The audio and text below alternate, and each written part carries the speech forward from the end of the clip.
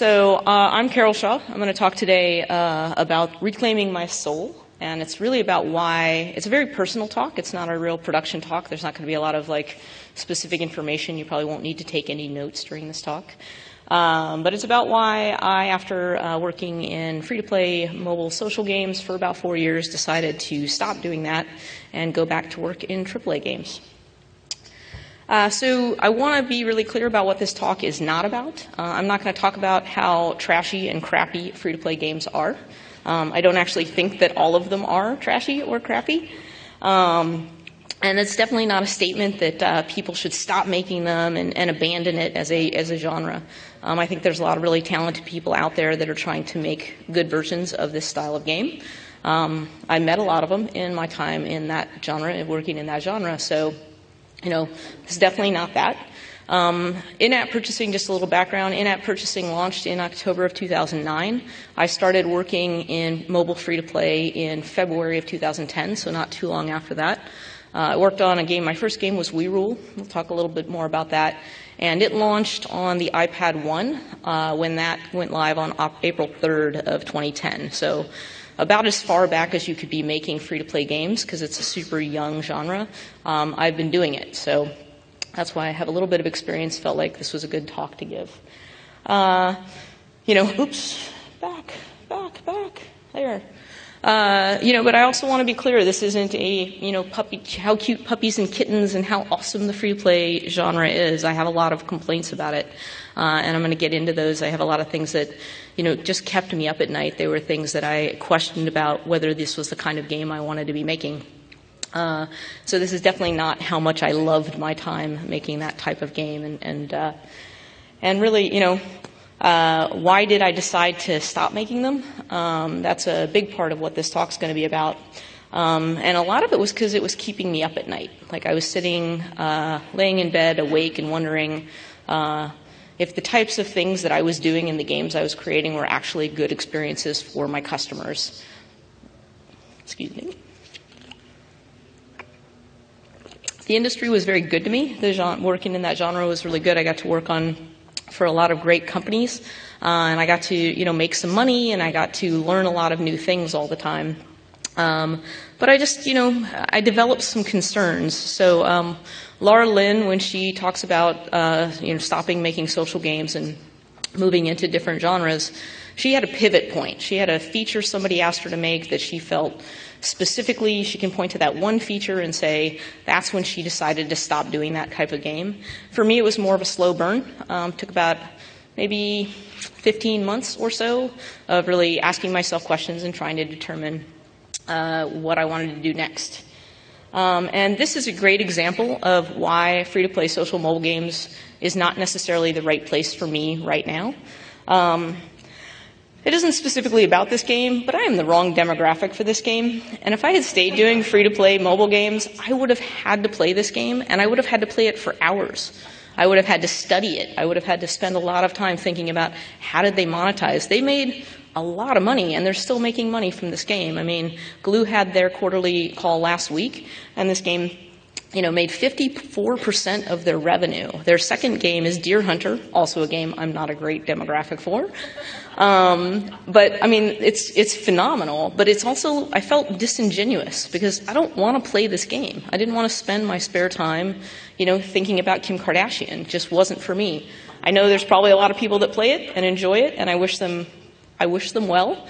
But again, I would have been bored by it. I didn't want to feel as though I was giving my time to something, and I probably would have had to pay money towards it as well to, get a good idea of what the opportunities for monetization were. And it would have been a study of business and not really a study of game design. So, I wanted to stop playing games. I wanted to start playing games again and stop studying them. I wanted to do things like go to different tracks. So for the last couple of years, for all the GDCs, I've gone to the business and marketing talks and some of the production talks. But these are the icons for the community, the production, and the design tracks. And these were the kinds of talks I really wanted to start going to again. I didn't have a lot of reason to go to a lot of these talks when I was doing free-to-play games because I'm an executive producer, and my job is actually to think about how to make money in those types of games. So, now I get to go back and kind of go back to my roots and think about the things that I'm passionate about in game development. So in my talk description, I said I would talk about 5 things that I found to be frustrating about the free-to-play genre. This is easily the number 1 thing I found to be very, very frustrating for me. Minimum viable product is it's a lean startup. It came from the lean startup. It's the version of the product which allows a team to collect the maximum amount of validated learning about customers with the least effort. Eric Ries is the founder of the lean startup movement, and I think that this is actually a really great way to make software. And to me, it wasn't a great way to make games. I didn't want to turn out any more games that I felt were incomplete on launch day. I wanted to get to a point where it was it could be reviewed by a critic and they could actually analyze it. And the critic wasn't going like, but there's got to be more, and I know in 6 months it'll actually be a full game.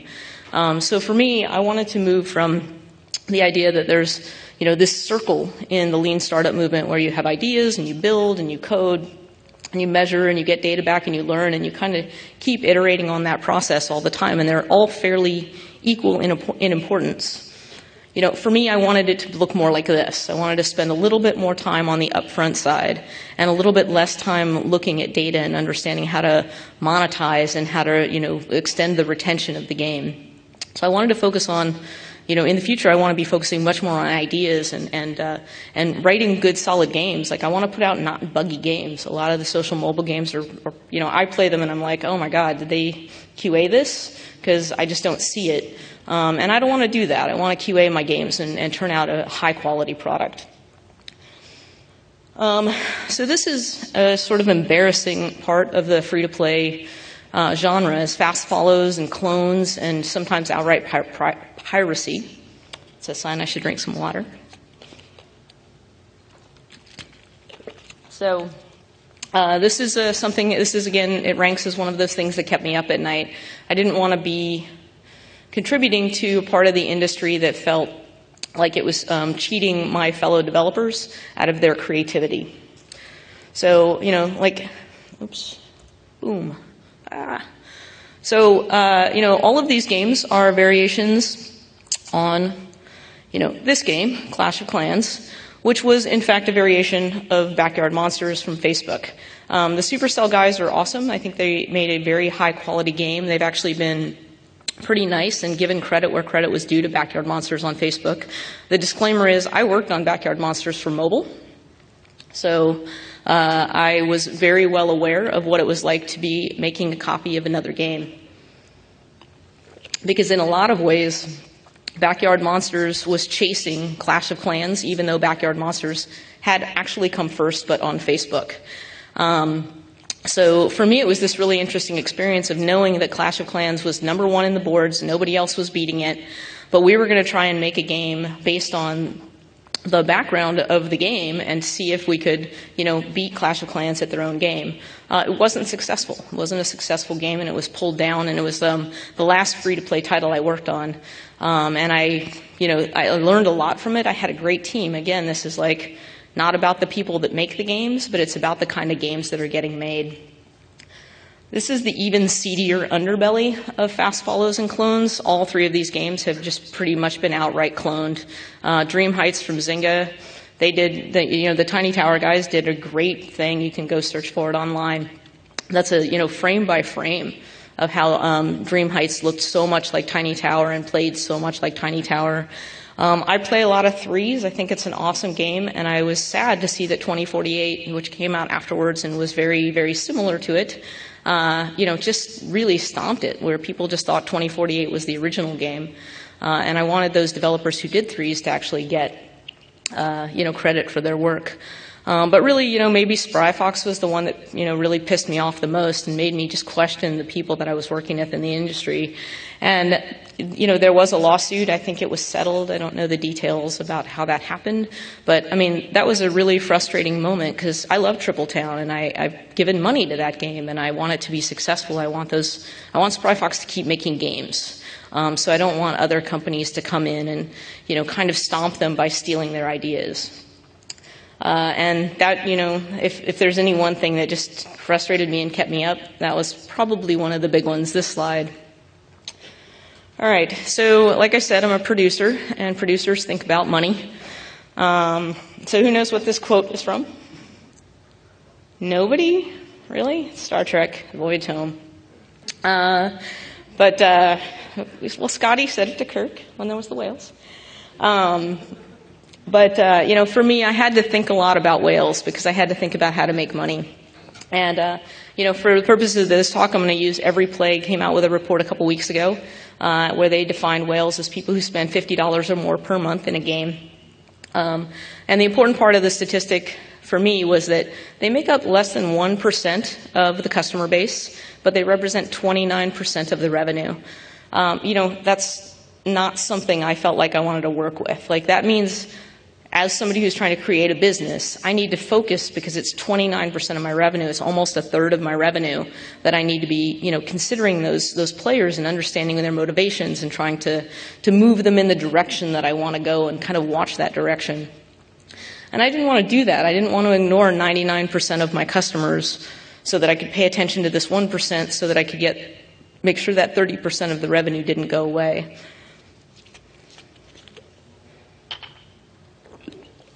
Keep having to unscrew it. Just throw that off.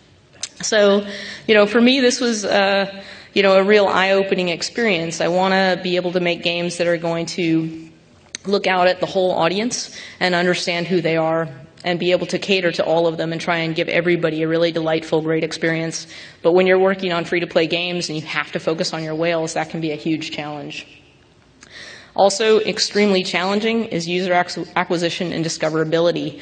I don't think either of these problems have been solved yet. I think there's lots of companies and there's been a lot of businesses created to try and solve both of these problems, but they're not solved. I still think random games can show up and Apple might think they're awesome and feature them, and there doesn't seem to be any specific way to make that happen for yourself. Like, I worked for really big developers, and sometimes we'd get featured and sometimes we wouldn't. And then last week, some friends of mine that are like 4 small indie game developers, their game got featured and it was awesome. I was super happy for them, but I have no idea how that happens, so you can't really plan for that.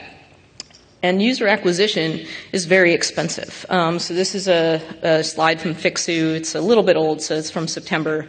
If the average price is between $1.50 and $2 for a loyal user, and that's somebody who's going to log in at least 3 times to your game, that's a very high cost that you're paying to try and get those customers to see your game. There are, I think, like 300,000 games in the App Store right now, so getting seen is really hard. So user acquisition becomes really important. And because no one's really nailed how that works, you have to think a lot about this. And to me, that wasn't my core competency. Like, it's not what I've spent my career understanding and learning how to do. I like to make games, and I like to think about mechanics and game features and how to do production and get products out the door and make them high quality. This is not that. Thinking about user acquisition was so far out of my realm, and having to learn about it just wasn't fun for me. And I appreciate that it's fun for some people, but it really wasn't fun for me, and I didn't really want to spend a lot more time doing it. I didn't really want to spend a lot more time thinking about the alphabet soup of acronyms. So when I worked at NGMoco, every morning I would get up and I would pour my coffee, and then I would sit down and I would start looking and filling out a chart with all of these numbers. To understand like how my overnights were, how my weeklies were. And again, I didn't come in the morning and schedule a brainstorm. I didn't come in the morning and talk to my art director and see, what was the newest art for the next content pack release. I sat down and looked at these numbers, and, that just stopped being fun for me. Like, originally I think it was kind of fun, and then it became not so fun. All right, probably the biggest and most important thing for me about the free-to-play market and thinking about, what I want to do better. I don't want to use analytics to drive addictive behavior. I think it's kind of one of the banes of the industry is that we are able to do things like use A/B testing. So I love this one. And the key word in this is trying to A/B test your way to a magical product. And it's the magical product that I'm after, but it is impossible, I think, to use A/B testing or true multivariate testing to try and get to that point of that magical product. it will take you forever. I think that there's a use for A/B testing and a use for multivariate testing, but it's really about how you're going to educate your design. It's never going to solve your problems. It's only going to help you point out where there are problems. I don't think that's how the industry uses it. I think there's an over-reliance on this type of testing that can blind an organization to the fundamental shortcomings in their products. And to me, that's not good. Like, that's not something I want to be a part of. I want to see the forest, not just the trees. This is what I like to use data for. So sorry this slide's a little washed out. But this is a level distribution slide from WeRule. And to me, when we pulled this data and it came along with a lot of additional data about what actually was happening at these specific levels, but you can tell that there's like a huge peak of people that are stuck at level 39. This was when we had the levels go up to 50. Eventually they went up to 80. And this was a pretty important thing. We looked at this, we compared it with when we thought people were churning out of the game, and we actually used this to modify the game to make it hopefully more fun for players. We didn't actually even look at how it impacted revenue. Like, I have no idea if the people at level 39 actually paid their way, if this was a paywall that they paid their way out of, because we just didn't look at it for that. And I'm happy that we didn't look at it for that, because I want to think in terms of how to solve these problems for what the customer is experiencing. And, could we have made more money off of that? Maybe. But again, I didn't want to use the data for that. I wanted to use it to help make a more delightful experience for my customers. I work at Telltale Games now. We make episodic narrative games like The Walking Dead. We're working on a Game of Thrones game as well, which is very exciting. But with Telltale, we specifically don't use any data to drive addictive behavior at the company.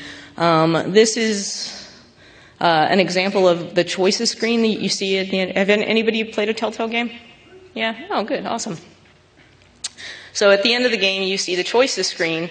And while the designers and while the producers can look at this and kind of understand the branches and where people went down the game path, what we really hope it does is tell the player, hey, there's this other way you could have played the game. Maybe you want to go back and play it that way too. A lot of other people maybe tried a different path than you. We're premium games. We don't make any money if they replay our game. It doesn't matter to us. All it matters is that we think that they're going to enjoy the experience if they replay it and kind of go down another branching path. It also helps us build community, which is something I've always been passionate about, is having community built around games. And this is a great way to start conversations on the boards, because people will come in and say, like, oh, I didn't choose this path. Like, what was your experience doing that? And it just sort of fosters, like, conversation and interesting explorations of what the game can be if you play it a different way. Another thing I really like is achievements. So I've been playing a lot of Two Dots, which is a free-to-play puzzle game. It's probably my favorite free-to-play game, and I've given them money, so I've monetized in that game. I think it's a great game. I recommend that you go check it out and have fun with it. You can totally play it without spending any money, or you can spend a little money and get some cool power-ups and stuff. No game is ever going to be made or broken on whether you include achievements with your game. Like, it's just a fact. It's not going to make a good game better, and it's not going to make a bad game worse. It's just a thing that you can include that some of your customers will enjoy. I think it's a fun way to introduce humor, where even if your game doesn't have humor, you can make humorous achievements that people can talk about. And again, this is another way that you can foster community. It forms another bond between you and your customer, and it forms a bond between the players. So on this one, I didn't take a screenshot, but you can flip over to the other players tab and sort of see what your friends have been doing, so you can connect on Facebook in this game. And they also do a nice thing where you, when you're leveling up in the game, you see your friends, sort of like Candy Crush does. But again, this for me is a great way to use data, because what it does is it motivates the player to have more fun. And that's really what I want to spend my time using data with, and I don't want to spend as much time using my data to figure out how to monetize my customers. In fact, if I didn't have to use the word monetize ever again, I'd be pretty happy. Also, I think that this may be the last time I publicly have to use the word funnel. I never want to use that term again either, and I think that, I understand why they exist, and I understand why people chase them down. But again, I don't want to put my customers in a funnel. So this is a slide I did a few years ago for a talk I gave about how awesome data was and how you should use it to manage your funnels and monetize your customers. And I've circled a couple of things. It's really hard to read. I'll post my slides up later. But these are the things that I take with me going forward as the important pieces of data that I would like to continue using. I'm super curious about engagement. Like, where do my customers churn out of my game? Like, where are the problem points that I want to try and resolve? That's something I'll always want to understand. I think user segmentation is pretty interesting. Like, who are my customers? Who's playing my game? And I actually am a huge, huge fan of player relations. Like, again, I like building community, but I also feel like you should build a good customer service organization, particularly if you're doing some sort of free-to-play game, but really for any type of game. So that kind of leads me to what I've learned and what I will take with me. Some of the data points that I review are things that I'll take with me. But some of the other learnings I have are really around things like demographics. In the 4 years that I was working on free-to-play mobile games, I saw the demographics shift pretty radically. Like, a lot more people play games than used to play before, and a lot more different types of people play games that did before. And going back to work on, a series like The Walking Dead or Game of Thrones, that might be something that you would not consider that lots of different types of people would play. But a lot of people watch the Game of Thrones, and I expect that there's going to be a lot of people across different age groups and across the genders that are going to play this game. I, particularly have enjoyed seeing more women playing games, and I think that that's something I'm going to always keep in mind and make sure that developers are continuing to push in that direction as well. This is one of the greatest transitions time periods our industry has gone through. Another big piece for me has been looking at how games are sold. So I do a lot of online work. I'm an online producer primarily. I think about how to connect users to each other and connect them to my games. But I also think about how to sell them and sell games and distribute them. The shift between digital and physical goods has been pretty radical through the years. This is it's kind of hard to read. It's from between 2010 and 2013. And so it's getting to be where there's more digital sales than there are physical sales. And I think that'll continue. I don't think physical games are necessarily going to go away. I'm definitely not of that camp. But I do feel like digital distribution is a huge opportunity to get to more customers, and I think mobile has driven that a lot. And that's something that, particularly when I went to Telltale, I thought was interesting, because they do primarily digital distribution throughout the season, and then when the season's over, they create a physical disc that they also distribute. So it's kind of the best of both worlds for me. And probably the last thing that I will take with me, so this is a funny, it says hopeful parents at the bottom. They're watching their child play video games and thinking about his bright future as a video game player of mostly Super Mario, I think. And, for me, I wanted to think about what my career path was. I mean, I've been in the industry for over 10 years. Before that, I did stuff on the web and online industry for another 6 years. So I've been doing tech since like 95, I think. So, I'm always thinking about what's next and how to decide what I want to do next.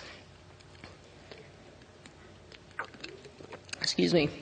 When I first started looking at video game companies, I looked at the games that I loved and that I wanted to play more of. The Sims and SimCity were the first games that I played, that I stayed up all night playing. So, sorry, a little dry this morning.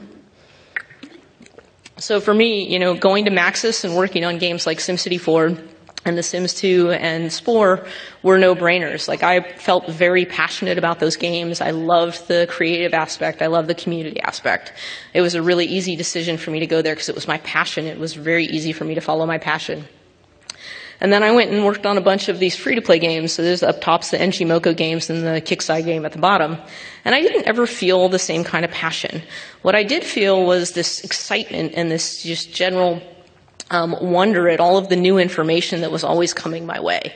It's a great and vibrant new industry, and with that brings a lot of interesting new learnings, but I never felt all that passionate. It was like that Kim Kardashian game. Like, I just didn't want to play it. I didn't leave work and want to go home and play my own games.